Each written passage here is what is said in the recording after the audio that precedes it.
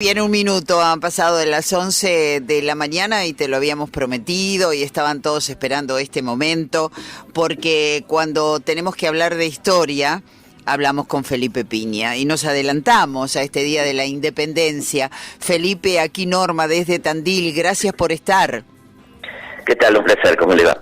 Buen día. Muy bien, todo muy bien. Realmente encantados de poder tenerte, yo te voy a tutear. Sí, perfecto. y que nos cuentes un poco, ¿no? De toda esta historia, donde hay tantos festejos, aquí en Tandil es impresionante también, ¿no? Y en todos lados. Que nos cuentes algo sobre esta historia maravillosa que tenemos.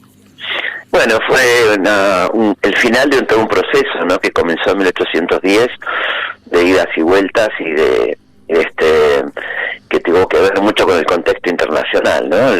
Había una presión muy fuerte por parte de Gran Bretaña para que no proclamáramos la independencia, porque Inglaterra era aliada de España en ese momento. Y bueno, eso cambió cuando cayó Napoleón en 1815 y ahí hubo como la posibilidad de avanzar hacia la independencia, ¿no? Hacia la proclamación de la independencia, que finalmente se produjo en julio de 1816, el 9 de julio, sí. Y que ahí tuvo mucha importancia la presencia de San Martín indirecta, porque no es que estuviera él presente en las sesiones, pero estaban los diputados provenientes de Cuyo, Laprida, Godoy Cruz, que San Martín tenía una urgencia que era proclamar la independencia para cruzar a Chile como el jefe de un ejército, de un estado independiente, ¿no? Por eso esas cartas tan lindas de San Martín diciendo hasta cuánto esperamos a proclamar la independencia y que se plasmaron después en la redacción de la segunda acta, ¿no? Porque la primera acta de independencia hablaba de libre de España, Fernando VII sucesores, y acá se agregó entonces y de toda dominación extranjera, ¿no? A pedido de San Martín, como para ir dejando de lado las negociaciones que había con príncipes franceses y con Portugal y demás, ¿no? Así que también San Martín tuvo una presencia política muy importante dentro de lo que fue el Congreso de Tucumán. Felipe, buenos días, Ricardo lo saluda. ¿Qué tal? Buenos días. Una pregunta que se me viene así a la cabeza ahora. Esto se declaró en Tucumán. ¿Esas fueron las primeras muestras de federalismo que pudo haber dentro de la República? Sí, fue una reacción del interior frente a lo que había ocurrido en 1815 durante el directorio de Alvear, donde Alvear había propuesto que seamos una colonia británica, ¿no? Él planteaba que había que pasar a ser un dominio inglés y le manda un enviado al embajador inglés en Río Janeiro, y afortunadamente, bueno, esto es sabido, se sabe y se puede detener, pero provoca la sublevación del Ejército del Norte, del Ejército de los Andes, que están defendiendo a la patria, digamos, frente a esta traición, ¿no? Y entonces Buenos Aires queda muy mal parada frente a las provincias, y las provincias dicen que ese congreso que se va a convocar no tiene que ser en Buenos Aires, ¿no? Por eso se hace en Tucumán, que era más o menos la mitad del virreinato, porque realmente el virreinato terminaba a la altura de la provincia de Buenos Aires, La Pampa, Mendoza, porque el resto era territorio indígena. Entonces la mitad más o menos del límite territorial daba en Tucumán, que era una zona de guerra, estábamos en plena guerra en ese momento, y bueno, yo creo que fue un acto muy interesante y muy audaz, porque el contexto internacional no nos ayudaba, estábamos muy solos, Bolívar acaba de ser derrotado momentáneamente, estaba ocupada gran parte de América por los españoles, así que fue un acto de audacia muy importante, que empezó a marcar el camino hacia la independencia, ¿no? Felipe, ¿y cómo cuando se declara la independencia ya, bueno, todo el mundo feliz o por lo menos contento de que ya estábamos independientes de lo que era el mundo? Cuando bajan a Buenos Aires, ¿tuvieron una buena recepción esos en ese momento patriotas? Es muy interesante la pregunta, porque uno de los cronistas británicos que estaban en Buenos Aires hablan de la frialdad con que fue recibida la independencia en Buenos Aires, ¿no? Como que había como una frialdad para las cosas de la patria, dice el cronista, que tenía que ver con estos gobiernos unitarios, ¿no? Con el directorio y todos estos personajes muy cercanos a los intereses británicos, que no estaban tan interesados en independencia, ¿no? Qué bárbaro. Felipe, a mí me encanta la historia, ¿no? Pero nunca se me hubiera ocurrido, y esto fuera de broma, ser historiador. ¿Cómo va una persona a empezar a buscar los datos, ¿no es cierto? Porque esto, aparte de libros escritos, hay boca a boca, hay ¿cómo se llega? No voy a pretender que me cuente cómo se hace para ser historiador, ¿no? Pero no hay problema. No sé si se entiende la pregunta que quiero hacer. ¿Cómo llegamos, ¿no es cierto?, a tener tanta seguridad de lo que pasó en 1816, por ejemplo? Bueno, nos acercamos, ¿no? La certeza absoluta no la tenemos, claro, pero tenemos indicios de cómo fue aquello, a partir de documentos, de elementos que vamos rescatando de los archivos, donde nos vamos acercando un poco a lo que pasó realmente en aquel momento, ¿no? Hay mucha investigación de por medio, mucha lectura de fuentes distintas, ¿no?, que nos permiten comparar, y eso nos acerca un poco a lo que pasó en ese momento.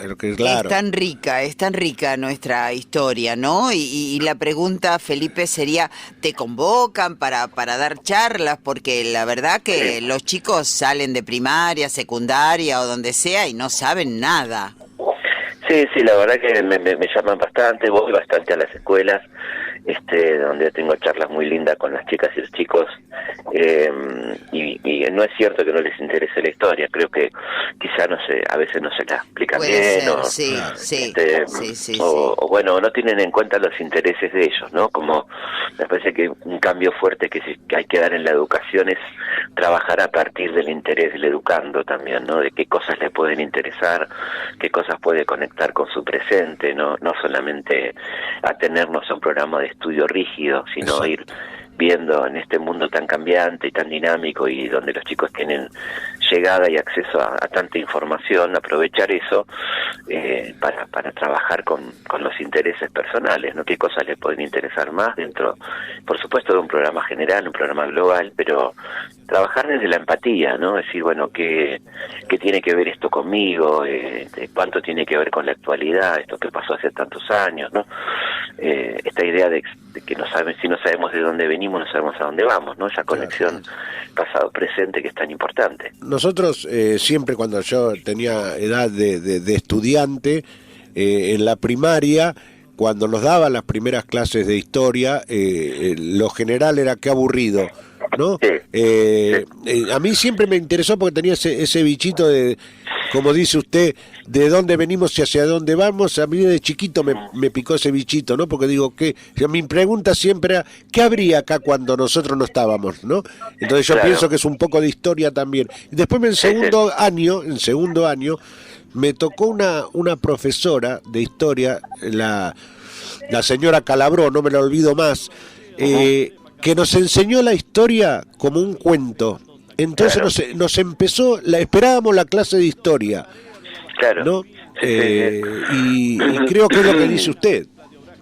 Sí, claro, tener en cuenta por eso, ¿no? Estar atento al interés y no solamente desarrollar mecánicamente un programa o una cuestión memorística, ¿no? De tal página a tal página, todo eso que ha quedado, debería quedar en el pasado, ¿no? Está totalmente. Ahora, a mí me llegó una información. Perdón que alarguemos un poquito, porque estás mal de la garganta. Ricardo también. Yo también estoy, pero lo que pasa es que no lo puedo creer, fuera de broma, no lo puedo creer estar hablando con Felipe Piña. Entonces, Felipe, a mí me llegó una información que estás armando, ¿puede ser un museo de la Cruz Roja? Sí, estamos ahí trabajando como con la Cruz Roja para, por un lado, hacer el libro de la Cruz Roja, la historia de la Cruz Roja, y el museo, ¿no?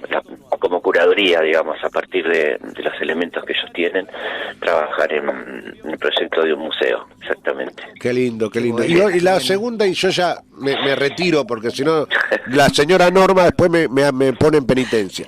No, yo para no entretenerlo tanto, y además está mal de la voz, entonces me parece una abuso. Ahora ahí nos vamos recuperando.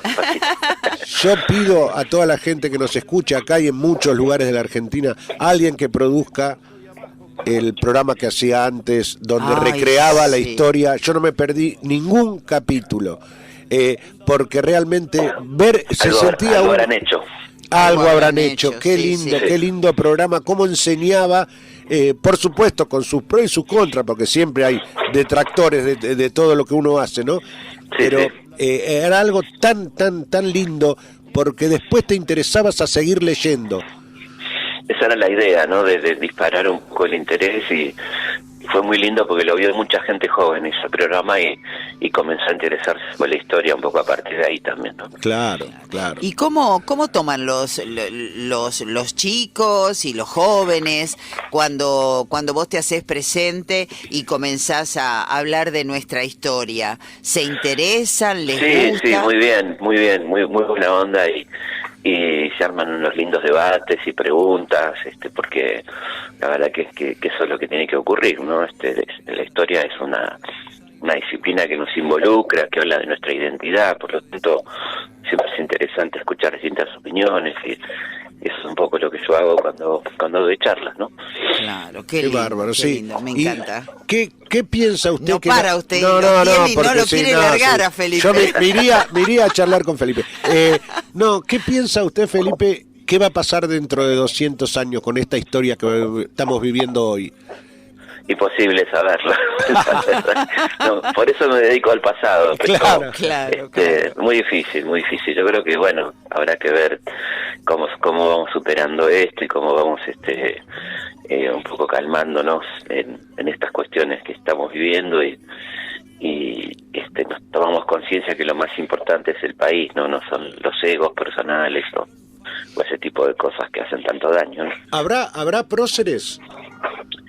Y bueno, no sé si la palabra correcta sería prócer, ¿no? Sí. Es una palabra fuerte, prócer, Claro, ¿no? Pero claro. ojalá que alguien merezca pasar a la historia tratando de promover el bienestar general, como dice nada más y nada menos que la Constitución. Fíjate qué hermosa frase, siempre me gustó esa frase de Alberdi, promover el bienestar general. Mira qué sencilla, y que donde uno pregunta, bueno, ¿qué tiene que hacer un gobierno? Y promover el bienestar general. Claro. Sí, nada Está en nuestro preámbulo, el preámbulo de nuestra Constitución lo dice claramente, ¿no? Seguro.